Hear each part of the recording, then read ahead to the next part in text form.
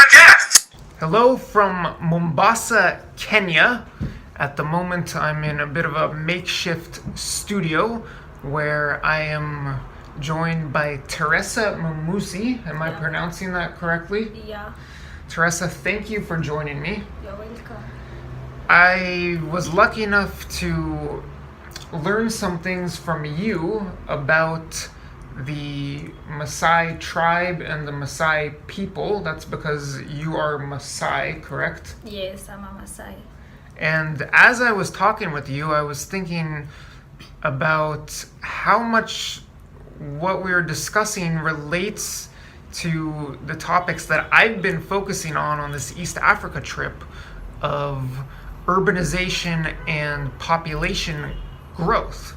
From my limited conversation with you, I'm gathering that there are major changes happening in the Maasai community, and I would like to hear from you about them. So first off, can you tell the audience a little bit about your upbringing, where you grew up, what life was like as a child, and what brought you to the city? Okay, first, to me, I'm Teresa Memusi. As he said, I'm a Kenyan and I'm a Maasai. My tribe is Maasai. So I was born in village. I was grown in village, and the good thing is, the time I was born, the technology was already almost there. So at least I managed to go to school. I went to school for primary school and high school in my village. After that, when I see that there is no jobs in rural area, I decided to come to urban, which is in Mombasa. So now Mombasa, I'm trying to look for a job, which I'm getting, because when I compare with my village, there is no jobs. But here in Mombasa, where there is people, there are many, and whatever, you can get some job. That's why I'm from my village to the urban area. What kind of work opportunities are there for you here? Okay, according to someone, if you are, it depends. There are offices work, there is manual work. Like me, I do hairdressing, and that I can do that one. You do what you can do perfectly. So if I was in an office, maybe I can still get. So it depends with someone what you are interested with. I've got a lot of questions about how this is impacting the Maasai tribe and Maasai culture, which we'll get to some of it, but I'm not going to make this too long. Yeah. But to build off of that, I would like to ask you, how common is it nowadays for people who grew up in Maasai villages to leave the village and come to the city? Is what you're doing happening very often, or are you kind of an exception? Okay, it's a kind of an exception, because okay, it depends. Now, if me, I never wanted to be like the way I am, maybe the way I'm dressing, the way I look like, I'm very different from the village people. Village people, they are like those people, how our culture is still there, how they dress, how they stay, it's very different from me. That's why I decided to move from there to the urban areas. Are you preserving some of the traditions though? For instance, I look at you and I see you've got these... Yeah, I got my things for my village, and this is pure from Maasai. We make these things, we sell them, others... Bracelets, like yeah, this is a bracelets. It's just that I've not wear them from my neck and my ears, but we have all. Those are the things, our culture still keep it. That's just one example. Are there other examples of how you are keeping some Maasai traditions despite leaving the village and moving to the city and working? Yeah, I keep some of them, but you know, now in the city, it's like, it's not hard. It's hard for me, like in the mode of dressing. For now in the city, it's hard for me to dress like a real Maasai in the village, since people are different. We meet from different tribes, we meet different people, and other job also can't allow me to wear those things for Maasai. Those are the challenges that I'm getting in the urban. So there's a lot of pressure when you live in a big city like Mombasa to fit in and to not dress and behave like a Maasai. Yeah. There are some things I'm not doing just because I'm in the urban area. But when I go to my village, I will do them because everyone is doing, and it's not something new. Now when I start working here in Mombasa with those my whatever here, I put them here, people will be looking at me, others they are wondering, others they are like, what is she doing? But it's all about my culture. So I leave those things because I'm in urban, now I wear like them. So it's very hard to differentiate between me and them. Yeah, I mean, I'm not someone who's an expert at this by any means, but I look at you and if you hadn't told me, I would have had no idea that you were Maasai. Yeah. I really want to hear more about village life and what's going on there. Is technology creeping in? How is it changing? And compare that to the city. But first, before we get too deep into the video, I want to hit on the topic that I promised we'd be discussing, which is population demographics and how urbanization is impacting those issues. So from my vantage point, I see technology and some other economic forces luring people out of the village and toward the city. And I've seen this across the region. And I've been discussing these population projections where the cities in East Africa, the big cities, are supposed to grow to huge cities with striking population growth.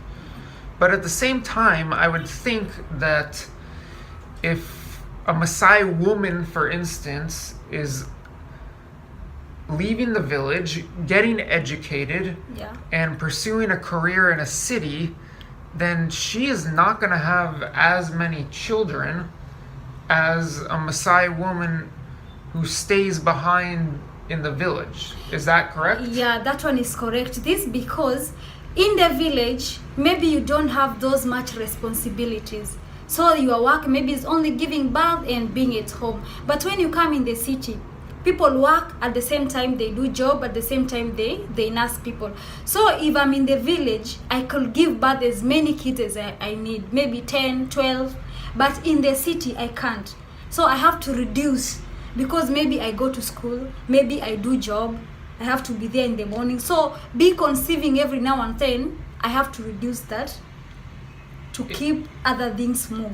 In the village, is it normal for a Maasai woman to have 10 or 12 children? Yeah, that one is something normal. Even if you have 10, 12, it's something normal and we call it a blessing. So it's not something to worry about. So, I mean, obviously this doesn't just apply to Maasai and Maasai women. And if a woman is living this traditional rural life, she's probably going to be having more children than the woman who moves to the city, has an education, has a career. And it's going to be interesting to see how urbanization is going to be impacting the number of children that women are having. And I think you can understand that clearly from our little discussion right here, and I don't think we need to elaborate on it other than it's just something that I'm going to be keeping an eye on with regard to the population projections and the urbanization of East Africa. Now, it's been very interesting to hear you describe how technology is making its way into Maasai village life. Unfortunately, I'm not there, and this video is probably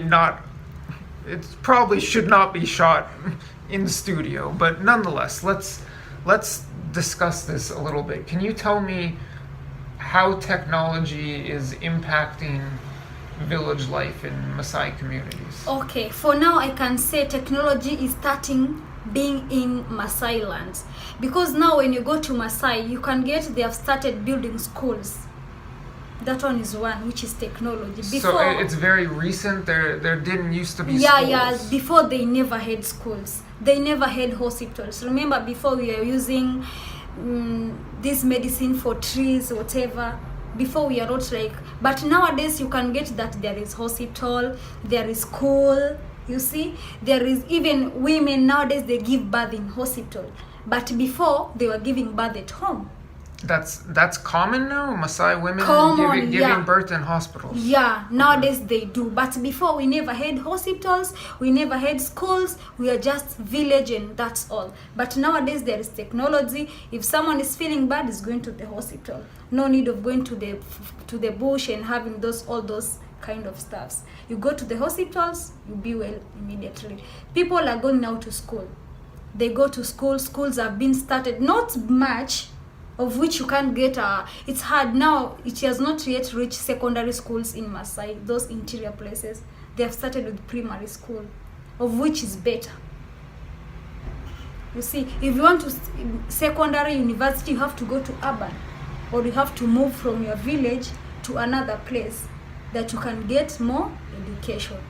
But at least we are happy because the technology is coming in, and by time we know it will change. To what extent? For instance, are there these things are there smartphones in the Maasai villages? Okay, for now we can say no, it's not there, because many people, they have not yet reached there. And you remember, our generation is the one which now are studying. They know how to use it, you see. So most of them in the village, they don't have them, because even if you give them, now when I give my grandmother this phone, she don't know how to use it. But you're saying the younger people do know how to use smartphones. If you are if you have out of the village, a person like me, but you can go in the village, a same girl like me on my age, who has never come to urban and go to school, still she can't use it. Can or cannot? She cannot use. Why? Because she don't know. She don't know where to press. She don't know whatever. It's something, Are there cell phones in Maasai villages? Yeah, they are phones, but the small ones. So not the smartphones. Not the smartphones. The old yeah, the stupid old phones. Yeah. Now those ones, they're the one which people have there. But then to me, that's a sign that things are progressing technologically, and pretty soon there will be things smartphones. are changing. Because things are changing. 20 years ago, of course, there were no smartphones, and not that many people had the old small phones. So it sounds like these devices are coming. They're slowly making their way. Yeah, we are waiting. They will come. And then what happens? Because that's when you have one of these in the palm of your hands, it opens up an entirely different world to you. So how is the technology impacting Maasai culture and Maasai traditions? Okay, technology, according to Maasai, we can say it's helping, because now when that part of medication, it's really helping. Because before technology, people were, let's talk about this, which is reality. Women were giving birth at home, and most children were dying because maybe they don't know how to give them the caring or whatever, you see. And from when a woman is pregnant, is supposed to be going to clinic, so to be checking the womb and whatever. Before, that one was not there, so people are losing lives. People are dying. Women are dying while giving birth. They are bleeding excess. But now the technology has come there. People, they go to the hospital. You can't find cases that she was giving birth, she died. She was doing this, she did. No. Now it's fine, and technology really is helping. What about the family unit? I know there's some very interesting Maasai traditions with regard to marriage. With people starting to move into the cities, with technology moving into the villages, is marriage in Maasai villages the same as it was 10, 20, 30 years ago? Okay, before it was like maybe your family choose for you who to marry. But since the technology is here, as now I'm in Mombasa, I can choose any man from any tribe and he can marry me. So intermarriage is allowed. Intermarriage the is allowed. The Maasai community does not force you to marry another Maasai. No, they don't force. No, but before they were forcing. Before technology, you have to do what is there. But now you have to choose what you want. And what about other stuff having to do with marriage? Are there certain traditions that Okay. might be disappearing?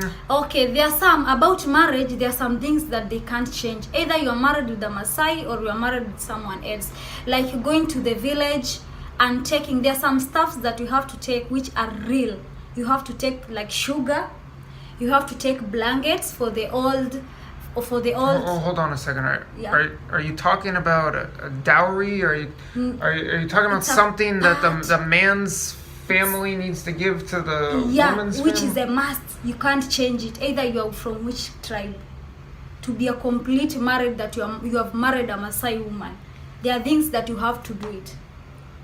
Okay, so that's a tradition that's been preserved. Yeah, that one has been preserved. But the concept of marriage and family as a whole, are things changing? Is there divorce now? What? Okay, yeah. Now about the technology, people divorce, but you can stay with someone. Maybe this one is into much while you are in urban area, you are in towns or whatever. There you move and you leave your husband. Maybe you go to someone else or you stay alone. But in the village, it was very hard because if you have marriage issues, they will take the problem to the elders. So it will be like a meeting. What is the problem? So that one was helping to keep family. It was helping to keep family. So the families It were... still is. You're saying that's still... Yeah, it's still there. But according to technology, how people, they move, they no longer stay in the village. They go and you can't follow their life that much. So it sounds like in the village, the family unit is still very strong. Yeah. Men and women are staying Yeah, together. yeah. Women are having a lot of children. Yeah. But when people move into the city, that can change. That So changes. women have fewer kids. Yeah. There's some divorces. Divorced, yeah. That's true. So in the village, they keep strong. You can get someone having 10 children and they're still together. They're still together, they never divorce. But when they move in the city, they only have 3 kids, but they divorce, a lot of problems.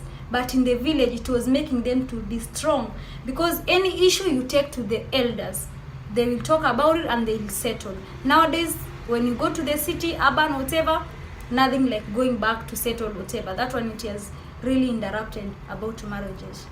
For you personally, Yeah. how does life compare village versus city?